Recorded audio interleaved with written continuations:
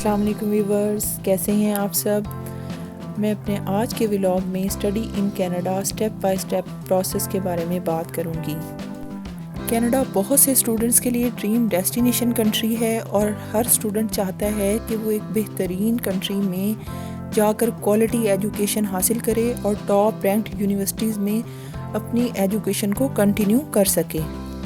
Canada میں study کرنے کے بارے میں بہت سے کویشچنز کیے جاتے ہیں کہ جیسے کہ وہاں پہ کون سی یونیورسٹیز اچھی ہیں، وہاں پہ ایڈمیشن لینے کے لیے آئلٹس کرنا ضروری ہے یا نہیں ضروری، اور پھر ڈگری کورسز میں ایڈمیشن لینا چاہیے یا ڈپلومہ کورسز میں ایڈمیشن لینا چاہیے، ان دونوں میں سے کون سا بینیفیشل ہوگا، تو اور ان سب کورسز میں ایڈمیشن لینے کے لیے کیا ریکوائرمنٹس ہیں۔ تو آج کی ویڈیو میں ان سارے سوالات کو کور کروں گی اور آپ کو بتاؤں گی کہ آپ کے لیے کیا امپورٹنٹ ہے۔ سب سے پہلے ہم بات کریں گے کہ کینیڈا میں کتنی طرح کے انٹیکس ہیں یا پھر کون کون سے منتھس میں وہاں پہ ایڈمیشن ہوتے ہیں۔ تو وہاں 3 طرح کے انٹیکس ہیں۔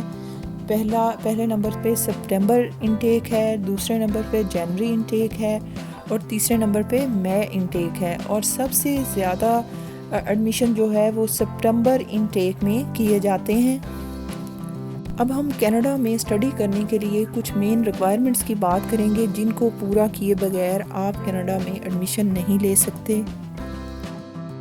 کینیڈا میں ایڈمیشن لینے کے لیے آپ کے 60% مارکس ہونے ضروری ہیں۔ اگر آپ کے مارکس 60% سے کم ہیں تو آپ کینیڈا میں ایڈمیشن لینے کے لیے ایلیجیبل نہیں ہیں۔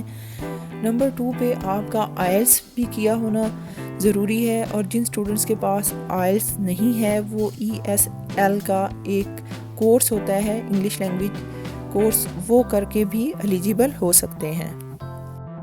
اب ہم بات کریں گے کہ کینیڈا میں جو بھی کورس ہم لیتے ہیں اس کی فیس کیا ہوتی ہے۔ کینیڈا میں 2 طرح کے کورسز کروائے جاتے ہیں، ڈپلومہ کورسز ہوتے ہیں اور ڈگری کورسز ہوتے ہیں۔ ڈپلومہ کورسز کی فیس ڈگری کورسز کی نسبت کم ہوتی ہے۔ ڈپلومہ کورسز میں آپ کی فیس 10,000 سے لے کر 15,000 کینیڈین ڈالر تک ہو سکتی ہے، اور ڈگری پروگرامز میں $15,000 سے لے کر $20,000 تک آپ کی فیس جا سکتی ہے۔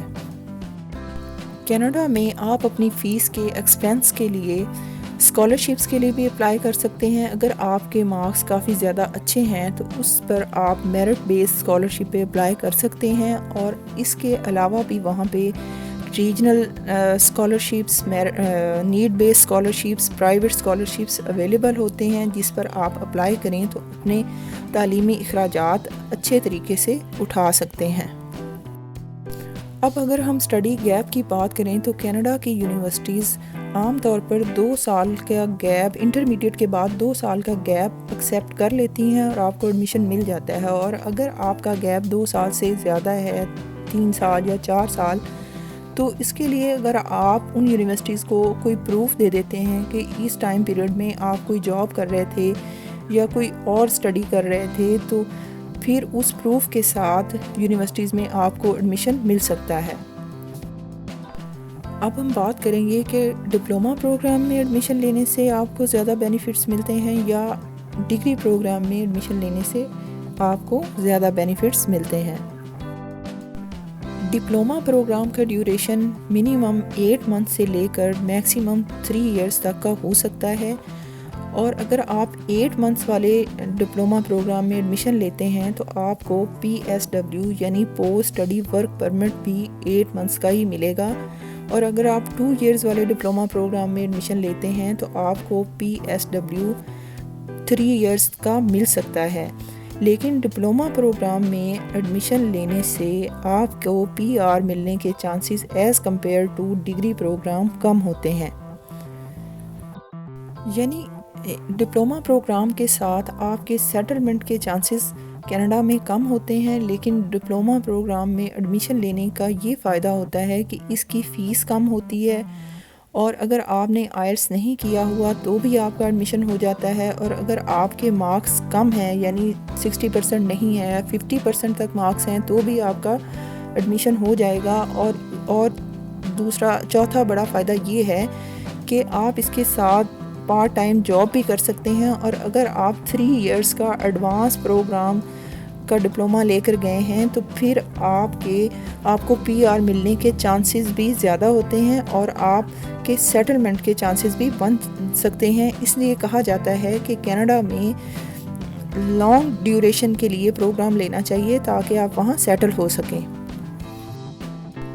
اب اگر ہم بات کریں ڈگری پروگرامز کی تو ڈگری پروگرامز میں ایڈمیشن لینے کے لیے آپ کے 60% مارکس ہونے چاہیے. آپ کا آئلٹس کیا ہونا بھی ضروری ہے اور اس میں آپ کو فیس بھی زیادہ پے کرنا پڑتی ہے اور آپ ڈگری پروگرام میں انٹرمیڈیٹ کے بعد ایڈمیشن لے سکتے ہیں اور اس ایڈمیشن لینے میں ڈیوریشن بھی منیمم 4 ایئرس کا ہوتا ہے. ڈگری پروگرام کرنے کا سب سے بڑا فائدہ یہ ہوتا ہے کہ یہ لانگ ٹائم پیریڈ کا ہوتا ہے اور اس میں آپ کو جو PSW ملتا ہے وہ آپ کے سیٹلمنٹ اور PR کی طرف آپ کو کامیابی دلاتا ہے اور آپ کو PR ملنے کے زیادہ چانسز ہوتے ہیں.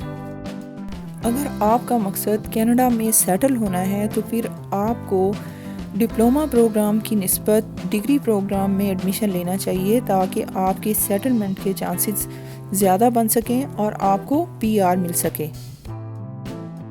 عام طور پر کینیڈا میں کافی ٹاپ رینکڈ یونیورسٹیز ہیں جن کی فیس کافی ہائی ہے اور آپ کے لیے افورڈ کرنا مشکل ہوتی ہے.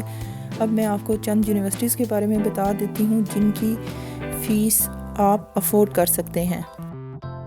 یونیورسٹیز میں برینڈن یونیورسٹی، کینیڈین مونونائک Memorial university, Memorial university of Newfoundland شامل ہے.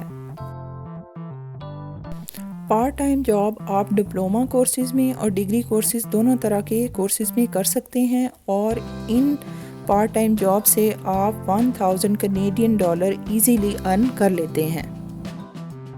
جبکہ کینیڈا میں لیونگ کوسٹ $600 یا $700 سے زیادہ نہیں ہے تو آپ اپنی پارٹ ٹائم جاب سے اپنی لیونگ کوسٹ کو مینیج کر سکتے ہیں.